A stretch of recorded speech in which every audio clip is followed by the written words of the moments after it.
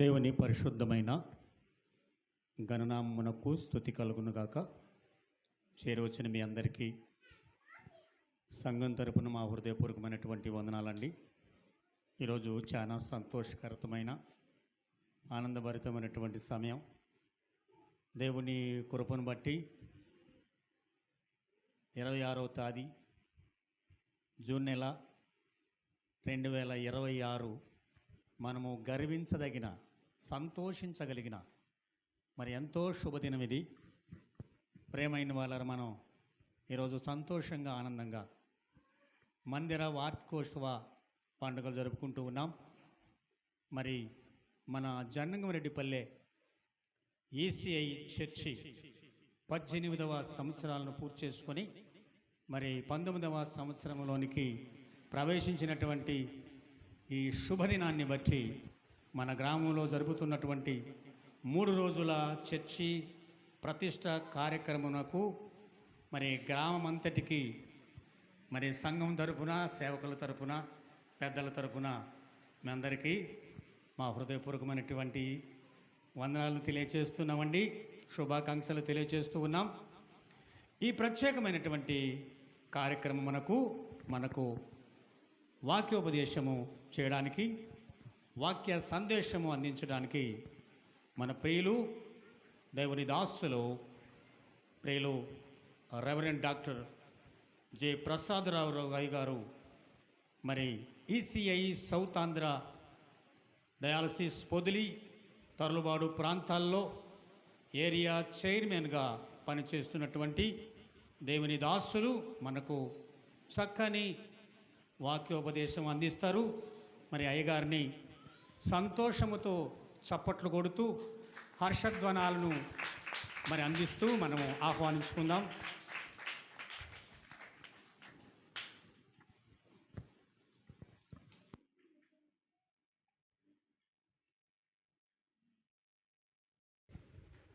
మంచిది.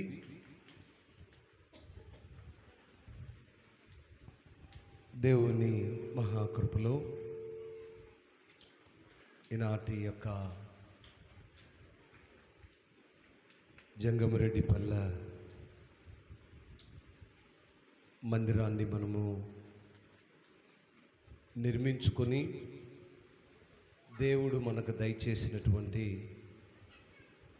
ఈ గుడారపు పుట్టినరోజు కదండి. అన్ని పుట్టినరోజులు మనం చేసుకుంటుంటాం మన గృహాల్లో కదా.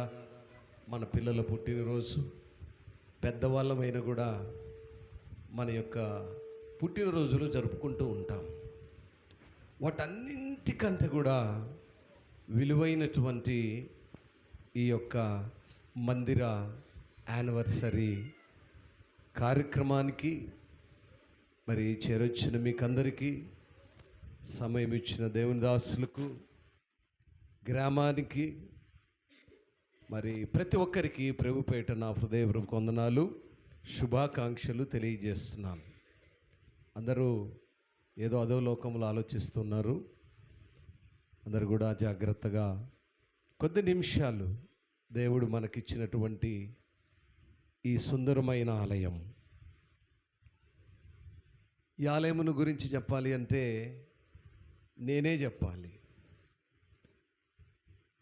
2009 ప్రారంభం దినంలో జ్ఞాపకం చేసుకుంటే ఏమీ లేని నిర్మానుష్యమైనటువంటి స్థలం. కరెంట్ లేదు, రోడ్డు లేవు, గృహాలు లేవు, కొంచెం అక్కడక్కడ ఒక ఇల్లు కలిగినటువంటి మనుషులు. అటువంటి దినాల్లో దేవుని కృప ఈ స్థలంపై నుండి, ఈ స్థలం పైన ఆయన కనుదృష్టి నుంచి ఇక్కడ నివసిస్తున్న ఈ ప్రజలకు ఆయన సువర్తమానం అందించబడటానికి దేవుడు మనకు ప్రేమించి ఇచ్చినటువంటి ఈ మందిరపు ఆవరణము 18 సంవత్సరాలు ముగించుకొని 19వ సంవత్సరంలోనికి నడిపించడానికి దేవుడు మనకిచ్చిన మహా అద్భుతమైన కృప. అందరు గట్టిగా చప్పట్లు కొడదాం. దేవునికే ఘనత, మహిమ, ప్రభావము చెల్లును గాక. అందరూ గట్టి చెప్పండి. ఒక్క నోరే తెరిసింది ఆమె, నేను మిగతా నోరులన్నీ ఏమైనాయి? ఆయనకే మహిమ చెల్లును గాక. జాగ్రత్తగా వినాలి, మనసుంచండి కొద్దిసేపిక.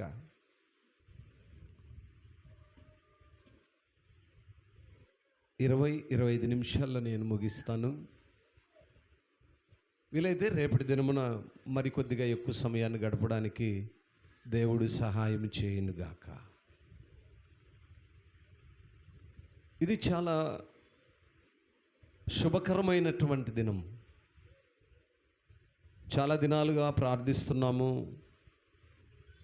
మినిస్ట్రీకి తెలియజేస్తున్నాము, అయ్యా మా మందిరం నిర్మించి మరి దాదాపు 20 సంవత్సరాలు కావస్తుంది. ఆనాటి చంటి బిడ్డలందరూ కూడా దాదాపు 8-9 మంది యవనస్తులు వివాహాలు చేసుకొని ఇక్కడి నుంచి వెళ్ళిపోయారు. ఆడపిల్లలు, పరిచర్య చేసిన వన బిడ్డలు. వారందరినీ ఈరోజు చూస్తున్నప్పుడు నా మనసు ఎంతో సంతోషంగా ఉంటూ ఉంది. పిల్లలు చక్కగా పరిచర్య చేసి బాల్యం నుంచి దేవుని సన్నిధిలో పెరిగి యవన కాలంలో వివాహాలు జరిగి ఈరోజు వారొక గృహాలుగా కట్టబడిన ఆ యవన బిడ్డలను నేను ఎప్పుడు మర్చిపోలేను. వారిని జ్ఞాపకంలోనే ఉంచుకుంటున్నాను. ఆనాటి స్థితి అది. ఈనాటి స్థితి ఏంటంటే గ్రామము విస్తరించబడింది, కుటుంబాలు విస్తరించబడ్డాయి, వారి పిల్లలు కలిగారు. ఈరోజు నివాసము చేయటానికి కూడా స్థలము సరిపోని గృహాలు అయిపోయినాయి. పిల్లలు అవటం చేత ఏమైందంటే స్థలాలు సరిపోట్ల నివసించడానికి గృహాలు, వారి పిల్లలు గృహాలు కట్టుకోవడానికి స్థలము సరిపోని గ్రామముగా ఈరోజు మనము చూస్తూ ఉన్నాం. దీని అంతటిని ఏమంటారంటే అభివృద్ధి అంటారు. అంతేనా? ఏ అభివృద్ధి కలిగింది? శరీరానుసారమైన అభివృద్ధి కనిపిస్తూ ఉంది మన కళ్ళ ముందు, మనం చూస్తూ ఉన్నాం, కనిపిస్తుంది కనుక. ఎంతోమంది మనకంటే జ్ఞానము కలిగిన వారు మరణించారు, ఎంతోమంది వివాహాలు జరిగినాయి, ఎంతోమంది మరి పిల్లలను కలిగి ఉన్నారు. వారి పిల్లలను చూసేటువంటి తల్లులుగా కూడా తండ్రులుగా కూడా మరి మన సంఘంలో ఉన్నటువంటి వారు ఉన్నారు. మరి అన్నీ పెరుగుతున్నాయి, కానీ ఈ మందిరపు యొక్క సరిహద్దులు విస్తరించబడట్లేదు. విస్తరించబడాలంటే భూ సంబంధమైన ఆశీర్వాదాలు కలిగిన మనము ఆత్మ సంబంధమైనటువంటి ఆశీర్వాదాల కొరకు ప్రయాసపడే కుటుంబాలుగా మనం ఉండాలి. ఆనాడు ఫోన్ లైట్లు, మరి ఏమంటారు వాటిని, లాంతర్లు కూడా కాదు, బుడ్డి పెట్టుకొని మనము సేవను ప్రారంభించుకున్నాం ఈ గ్రామంలో. అవి ఎరుగని మన గ్రామంకి వచ్చినటువంటి కోడళ్ళకు తెలియదు. మన గ్రామంలో కూతుర్లందరూ ఒక ఇంటికి కోడలుగా వెళ్ళిపోయారు, వాళ్ళకు తెలుసు. అలాంటి స్థితి నుంచి దేవుడు ఆశీర్వదించి ఈరోజు ఒక ఉన్నతమైన స్థితిలో చక్కని రోడ్లు, మంచి గృహాలు, ప్రతి గృహములో కావలసిన సౌకర్యాలు, అన్ని విధాలా దేవుడు ఆశీర్వదిస్తూ అంచెలంచెలుగా మరి 18 సంవత్సరాలు ఆయన రెక్కల చాట్ల మనల్ని భద్రపరిచాడు. హల్లెలూయా, హల్లెలూయా. మరి ఇప్పుడు మిగిలిన మన పని ఏంటంటే ఈ మందిరపు యొక్క సరిహద్దులు విశాలపరచబడాలి. దాని కొరకు అందరము కూడా ప్రయాసపడాలి. శరీరానుసారమైనటువంటి ప్రయాస మాత్రమే కాకుండా ఆత్మానుసారమైనటువంటి ప్రయాస చాలా అవసరం. పరసంబంధమైన ప్రయాస చాలా అవసరమై ఉంది. మంచిది, కొన్ని విషయాలు రేపు మాట్లాడుకుందాం. మరి ఈనాటి ఈ మందిరమునకు దేవుడు మనకిచ్చినటువంటి శ్రేష్టమైన సమయం, అందరికీ ఆహ్వానాన్ని పలుకుతూ ఉన్నాం. ఒక పాట పాడుకుందాము. అందరము కలిసి కూడా చక్కగా రాలేక వెనకబడిన వారికి ఆహ్వానాన్ని ఇద్దాం. వచ్చిన వారు ఎలాగూ ఆత్మ సంబంధమైన మేలు కలిగి ఉంటారు. రాలేక వెనుకబడిన వారికి ఆహ్వానాన్ని తెలియచేద్దాం. దేవుని మందిరంలో ఏముంటుంది, ఈ మందిరంలో ఎందుకు రావాలి, ఈ మందిరంలో వస్తున్నటువంటి ఆశీర్వాదాలు ఏంటనేటువంటి విషయాన్ని కీర్తన ద్వారా తెలియజేద్దాం. కొంతమందికి దేవుని వాక్యం వినటం కంటే దేవుని పాటలు వినటం బాగా ఇష్టంగా ఉంటుంది. ఆ పాట వింటున్నప్పుడు పాటలో ఉన్నటువంటి మర్మాన్ని వింటే ఇంకా బాగుంటుంది కదా. మరి అందరికీ మనకు వచ్చినటువంటి పాట అందరము కలిసి దేవుణ్ణి ఘనపరుద్దాం.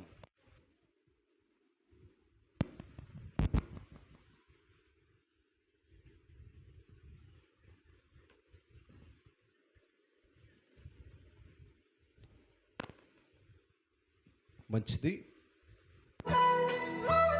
Praise the Lord. అందరము కలిసి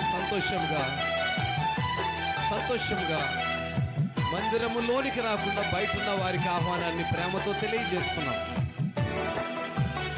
సంతోషంగా చప్పట్లు కొడుతూ ప్రైజ్ ది లార్డ్. అందరం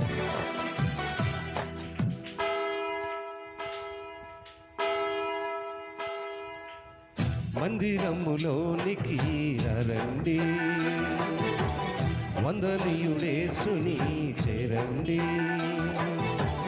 మందిరములోనికి రండి, వందనీయుడేసుని చేరండి. కలవరమైన కలతలు ఉన్నా, కలవరమైన కలతలు ఉన్నా తొలగిపోవును ఆలయాన చేరను. ప్రభుని వేడను మందిరములోనికి రండి, వందనీయుడేసుని చేరండి.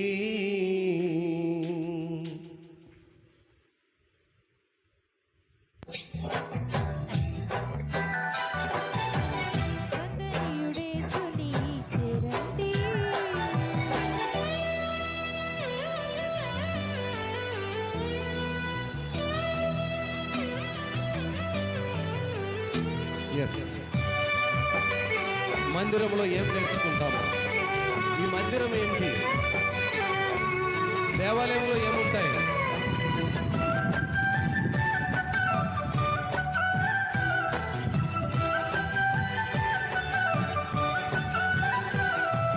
దేవుని తేజస్సు నిలిచే స్థలమిది, క్షేమము కలిగించు ఆశ్రయపురమిది. దేవుని తేజస్సు నిలిచే స్థలమిది, క్షేమము కలిగించు ఆశ్రయపురమిది. వెంటాడే భయములైనా, వీడని అపజయములైనా, వెంటాడే భయములైనా, వీడని అపజయములైనా తొలగిపోవును ఆలయాన చేరను. కలుగు సుఖములు ఆ ప్రభుని వేడను. మందిరములోనికి రండి, వందనీయుడేసుని చేరండి. అవును, ఇది దేవుని తేజస్సు నిలిచే స్థలము, ఇది క్షేమము కలిగించేటువంటి స్థలము, ప్రతి విధమైన పరిస్థితులన్నింటినీ మార్చివేయు స్థలము.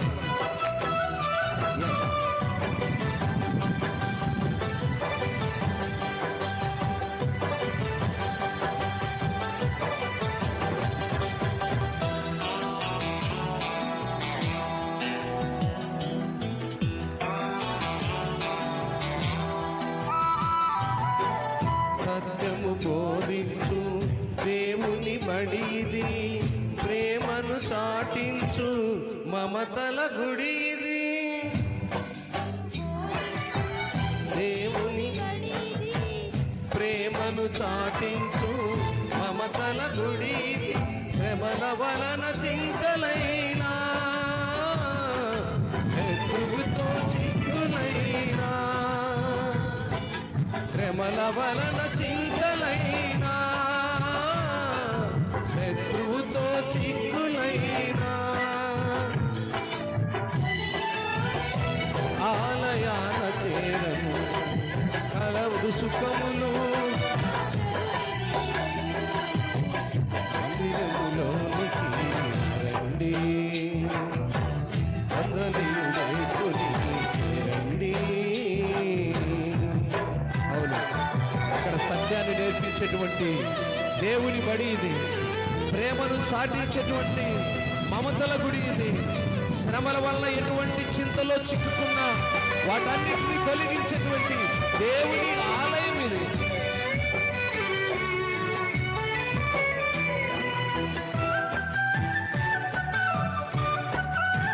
Praise God.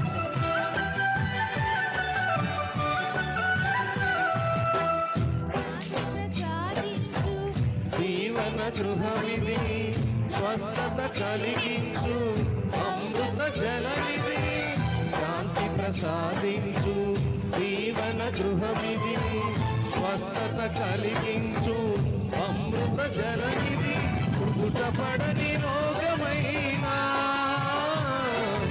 ఎదను తొలిచే వేదనైనా,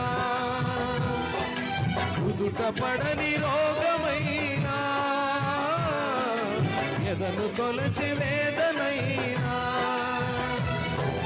తొలగిపోవును ఆలయాన చేరను, కలుగు సుఖములు ఆ ప్రభుని వేడను, మందిరములోనికి రండి, వందనీయుడేసుని చేరండి, మందిరములోనికి రండి, వందనీయుడేసుని చేరండి. కలవరమైన కలతలు ఉన్నా, కలవరమైన కలతలు ఉన్నా, తొలగిపోవును ఆలయాన చేరను, కలుగు సుఖములు ఆ ప్రభుని వేడను, మందిరములోనికి రండి, వందనీయుడేసుని చేరండి. మంచిది. దేవుని మహాకృప చేత మనమందరము కూడా ఆయన మందిరావరణములో చేర్చబడి ఉన్నాం. దేవుని మందిరము.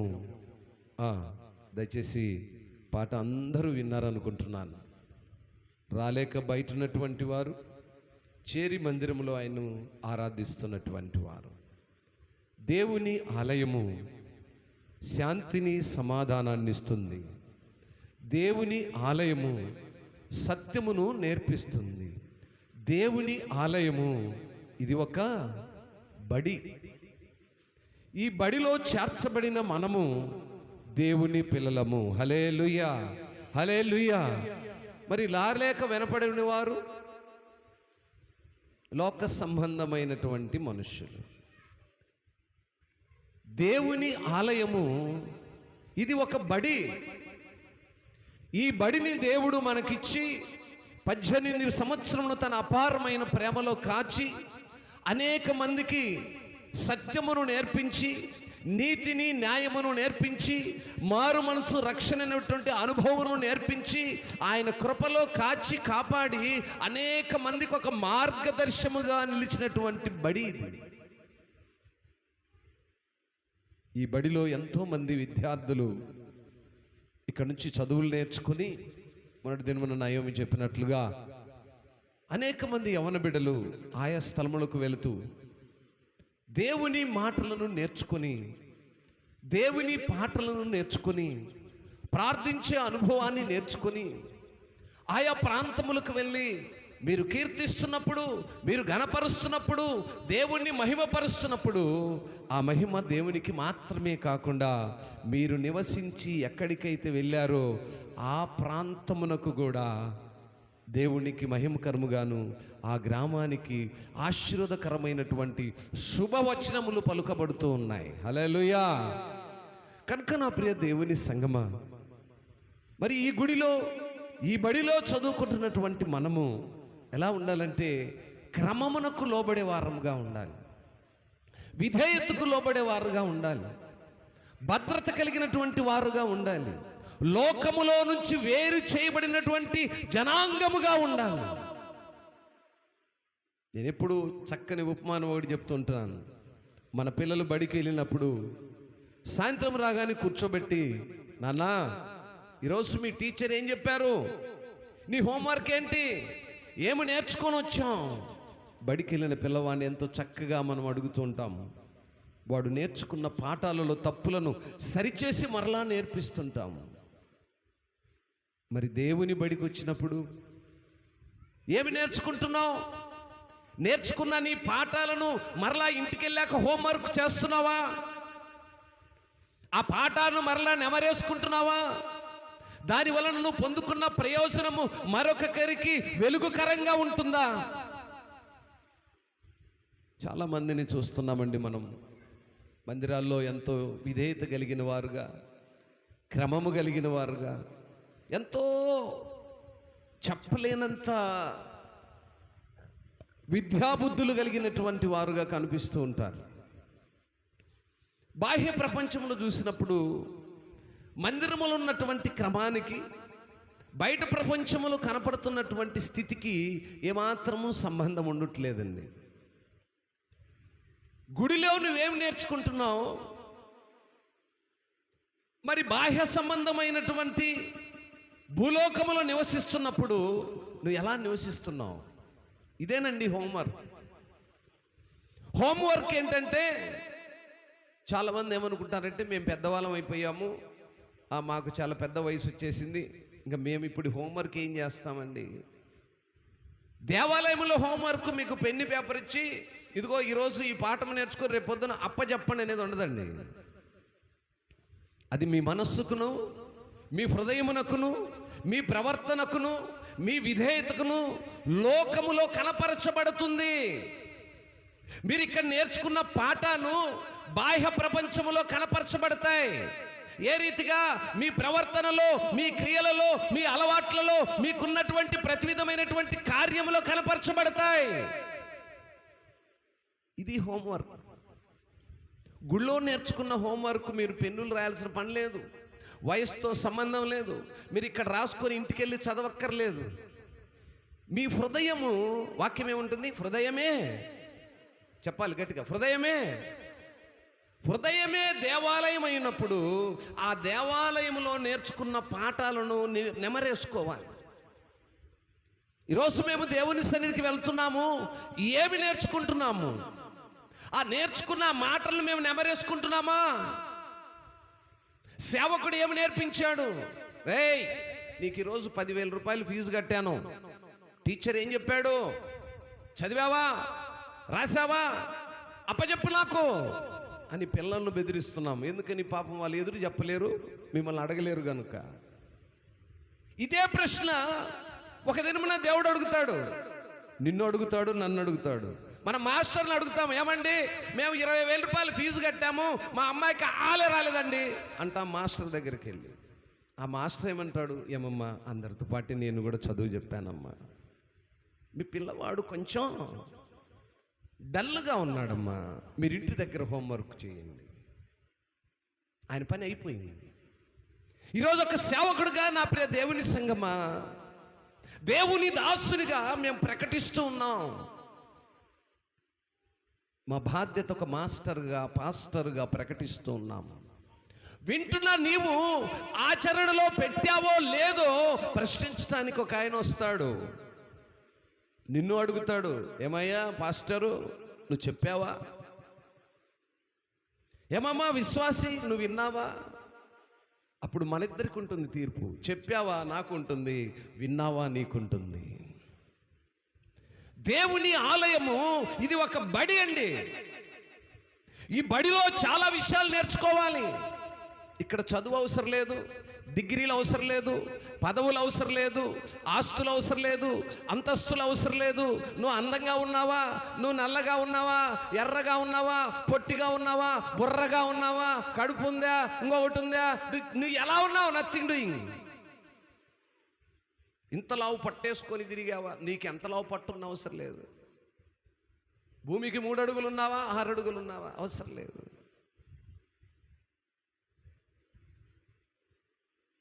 దేవుని మాటలు, దేవుని దాసులు బోధించినటువంటి ఈ గుడిలో నువ్వు ఏం నేర్చుకున్నావో వాటిని నెమరేసుకోవాలి. చూడండి, 18 సంవత్సరాలు తెలియకుండానే ఇలాగే అయిపోయింది. ఈ స్థలముకు నేను వచ్చినప్పుడు శాండీకి 2 ఏళ్ళో 3 ఏళ్ళో ఉంటాయేమో బహుశా. ఇక్కడే పెరిగింది, ఇక్కడే పెద్దదైపోయింది.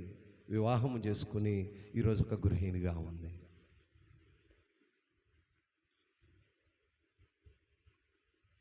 దేవుని మాటలు ఆలకించి దేవుని గుడిలో మనం ఏమి నేర్చుకున్నాం? ఇది ప్రశ్న. ఈ మైక్ శబ్దం ద్వారా బయటుంటున్నటువంటి వారు, మందిరం లోపల చేర్చబడిన వారు ప్రశ్నించుకోవాలి. ఇన్ని సంవత్సరముల ఈ గుడిలో, ఈ బడిలో మనం ఏమి నేర్చుకున్నాం? ఒక దినమున తీర్పు ఉంటుంది. ఆ తీర్పు దినమున మనం ఏం చెప్పాలి? ఆ ప్రశ్నకు సమాధానం ఎక్కడి నుంచి రావాలి? దానికి బాధ్యుడు సేవకుడా, ఒక విశ్వాస, ఒక సంఘ పెద్దన, ఒక గ్రామంలో నివసిస్తున్నటువంటి ఇంకెవరైనానా? మరి ఎవరు దీనికి కర్తలు? ఆ రోజు ఈ ప్రశ్నకు సమాధానం నీ దగ్గర ఉందా? ఆలకించండి నా ప్రియ దేవుని సంగమా. దినములు కాలములు గతిస్తూ ఉన్నాయి. మన దైనందిన జీవితంలో అనుదినము తినుటకు, త్రాగుటకు, సుఖించుటకు మాత్రమే ప్రయాసపడుతున్నాం. దేవుని బడిలో మనం ఏమి నేర్చుకుంటున్నాము? దేవుని గుడికి ఎందుకు వెళ్తున్నాము? మనం నేర్చుకున్న పాఠాలు ఎంతమందికి నేర్పించాం? ఎంతమందిని మంచి మార్గంలోనికి నడిపించాం? మందిరములో క్రమము కలిగిన వారి వలె కనపడుతూ బయటికి వెళ్ళగానే వంకర మార్గములో తిరుగుతున్నటువంటి ప్రజలు. ఏమంటే చాలామంది అనుకుంటున్నారేమో, నన్నెవరు చూడట్లేదు, నన్నెవరు గమనించట్లేదు, నా ప్రవర్తన ఎవరికి తెలియదు అని నువ్వు అనుకుంటున్నావేమో. నువ్వు మోసపోతున్నావు. నా ప్రియ దేవుని సంగమా, అక్కలారా, అన్నలారా, ఆలోచించండి. మోసపోతున్నారు. దేవుడు ఎప్పుడు వెక్కిరించబడడు. మోసపోతున్నావు. నీ క్రియలు తెలియదని మోసపోతున్నావు. నీ క్రమాన్ని ఎవరు చూడట్లేదని మోసపోతున్నావు. ఒక దినమున భయంకరమైన తీర్పు ఉంటుంది. ఆ దినమున ఈరోజు ఫోన్లలో వీడియోస్ ఎలాగున్నాయో అలాగ మన వీడియోలు, మన జాతకాలన్నీ బయటకు వచ్చేస్తాయి. మన జాతకాలన్నీ ప్రకటించబడతాయి. ఎక్కడ ప్రకటించబడతాయంట? మిద్దెల మీద ప్రకటించబడతాయట. దండోర వేయబడతాయట. మా ఆలకించండి, దండోర వేయబడుతుందంట. ఆ రోజు మన జీవిత చరిత్ర ఎవరూ చూడని మన జీవిత చరిత్ర ప్రకటించబడుతూ ఉంది. అప్పుడు ఏం సమాధానం ఇస్తావు? కాలములు గతించిపోతున్నాయి, దినములు గతించిపోతున్నాయి. నీ బ్రతుకు మార్చుకోలేకపోతున్నావు. గ్రామము విస్తరించబడింది, నీ బిడ్డలు విస్తరించబడ్డారు. ఆత్మీయంగా నువ్వు ఎంత విస్తరించావు?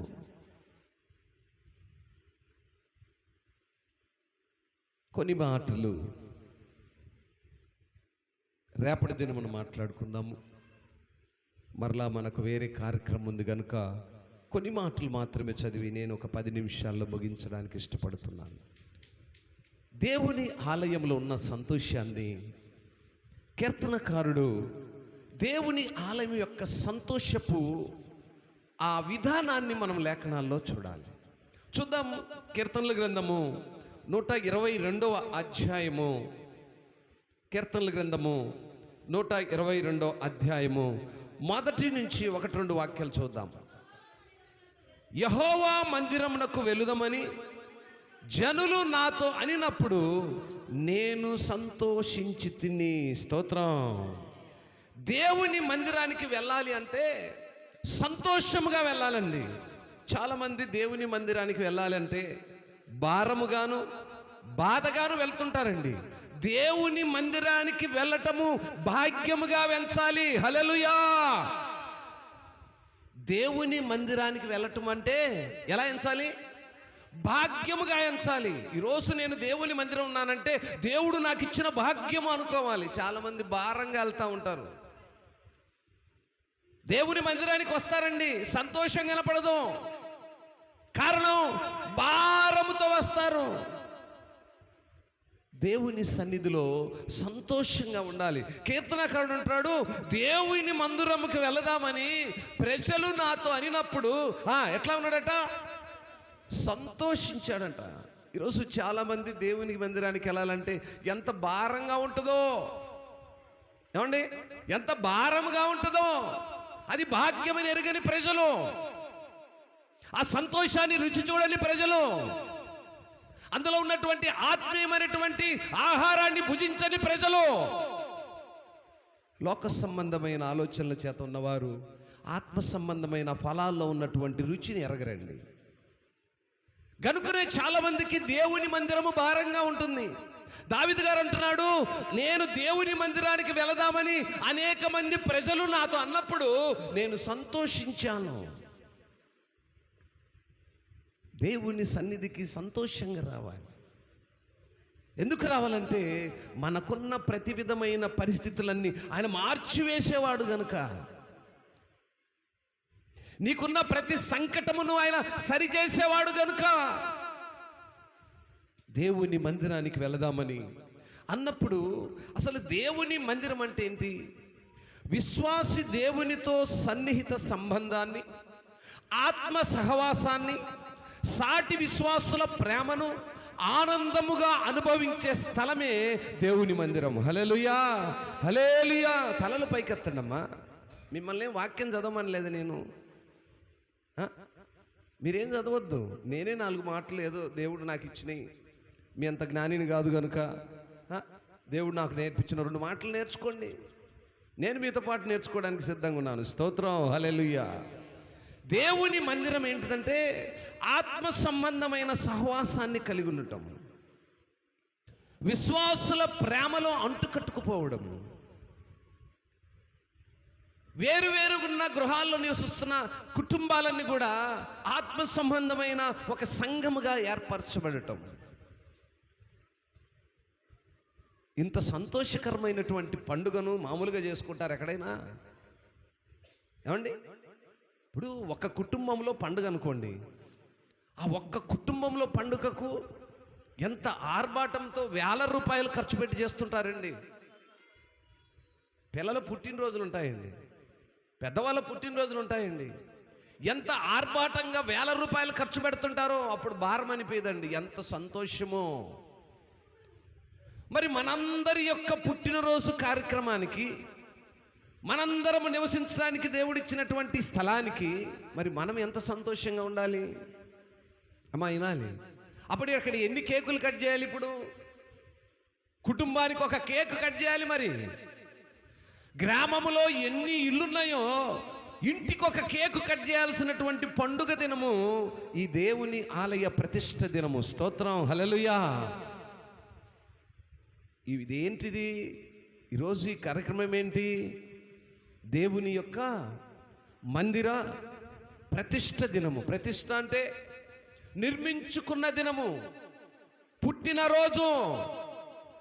ఈ పుట్టినరోజులో గ్రామములో ఉన్న ప్రతి ఒక్కరూ పాలిభాగస్తులే. ఇంటికి ఒక కేకు తీసుకొచ్చి కట్ చేయాల్సినటువంటి పండుగ ఇదండి. ఆ సంతోషాన్ని రుచి చూసిన వాళ్ళైతే దావీదు వలె దేవుని మందిరానికి వెళదామని ప్రజలు అడిగినప్పుడు ఎంతో సంతోషంగా దేవుని మందిరానికి నడిచాడట. ఈరోజు ఎంతమంది నడుస్తున్నారు సంతోషంగా? ఎంతమంది వస్తున్నారు భారంగా?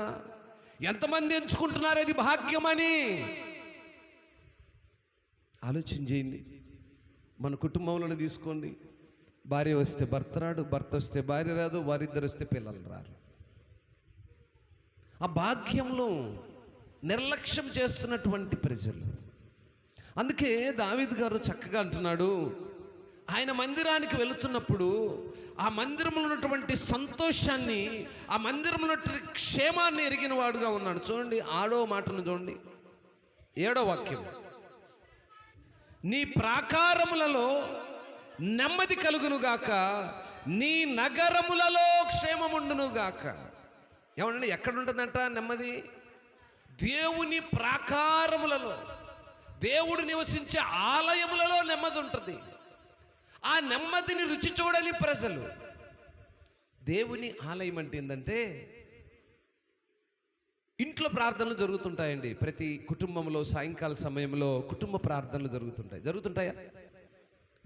ఆ ప్రార్థనలో వచ్చేటువంటి ఆ రెస్పాన్స్కి దేవుని ఆలయములో వచ్చే రెస్పాన్స్కు చాలా తేడా ఉంటుందండి.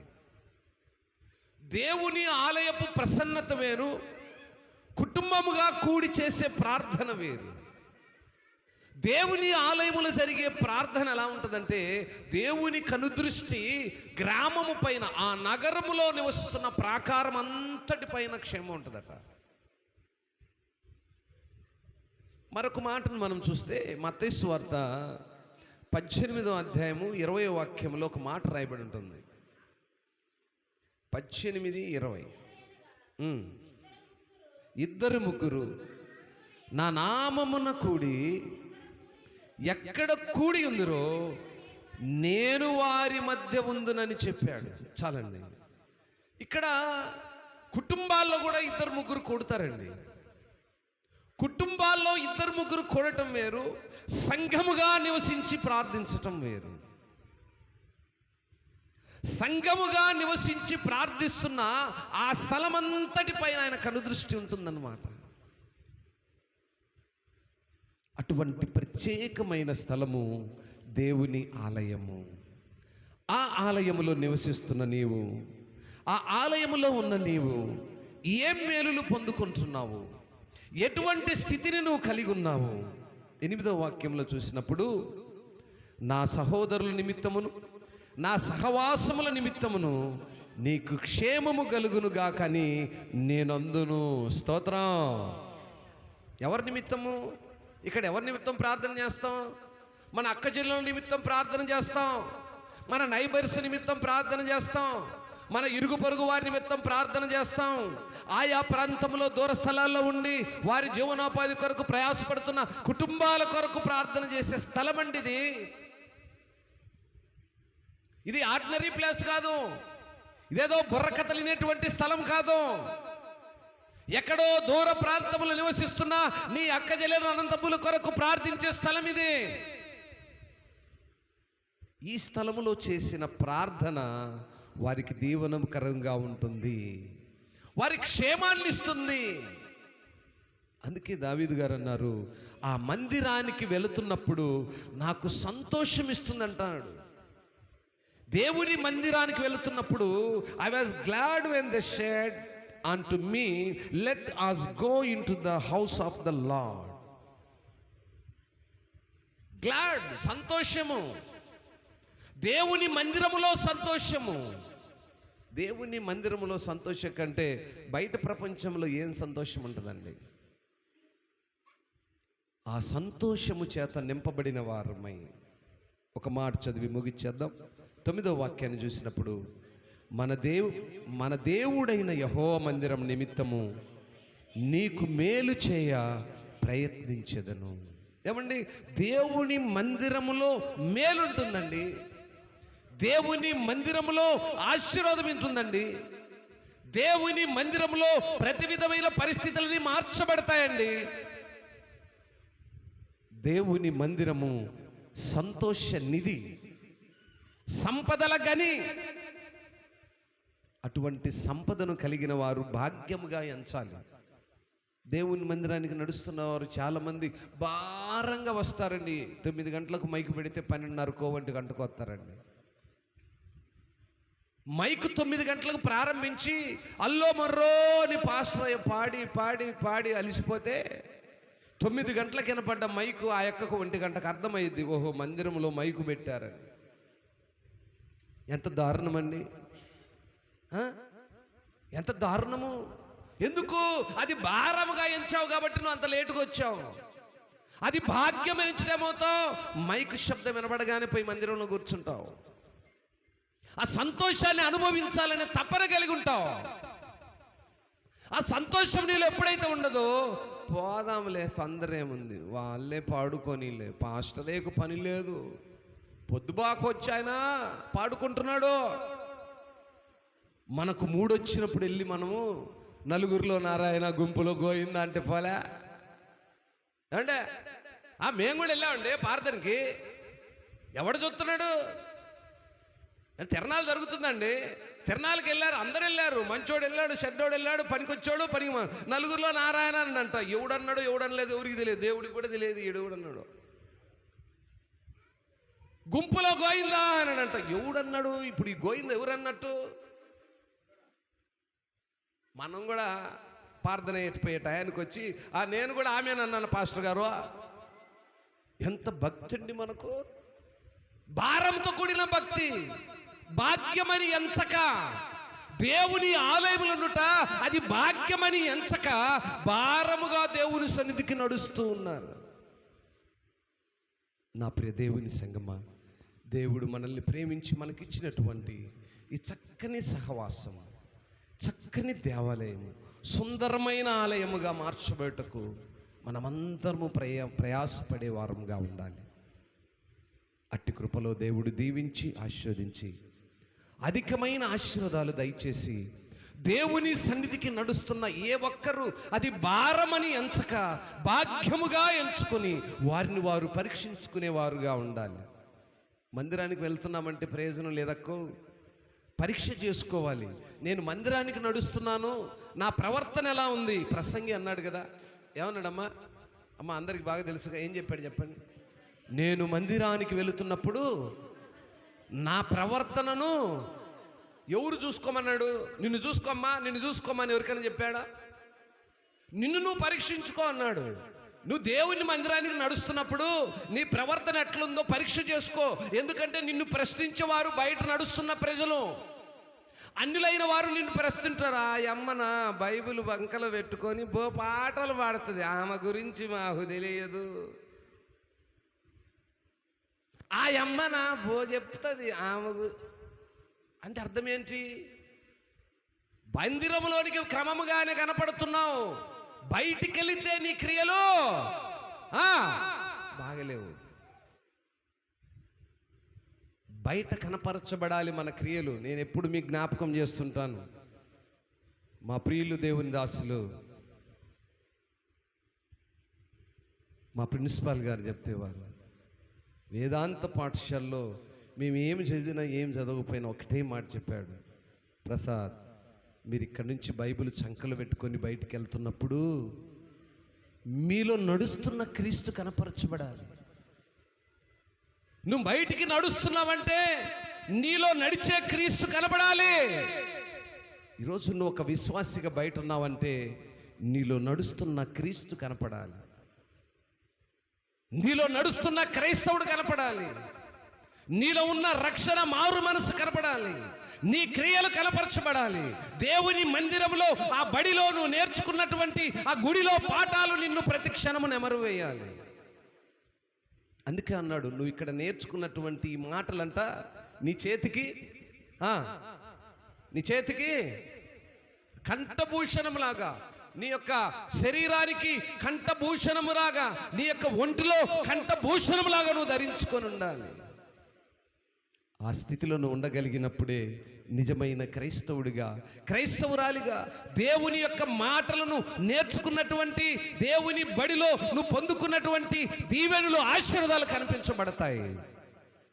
అట్టి కృపలో దేవుడు ఈనాటి మొదటి దినపు ప్రతిష్ఠ పండుగ సభలకు ప్రత్యేక మరి ఈ కార్యక్రమానికి చేరి వచ్చిన వారందరినీ దీవించి ఆశీర్వదించునుగాక. రేపటి దినం మరి యొక్క నూతన పాఠము చేత ముందు కొనసాగుదాం.